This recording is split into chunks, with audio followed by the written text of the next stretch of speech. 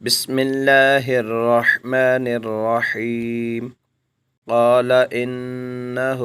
يقول إنها قال إنه يقول إنها بقرة لا ذلول تثير الأرض بقرة لا ذلول تثير الأرض ولا تسقي الحرث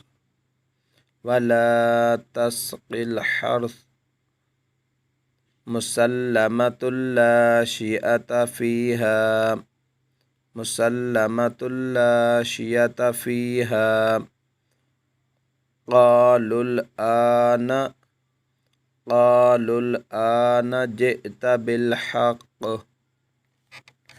قالوا الآن جئت بالحق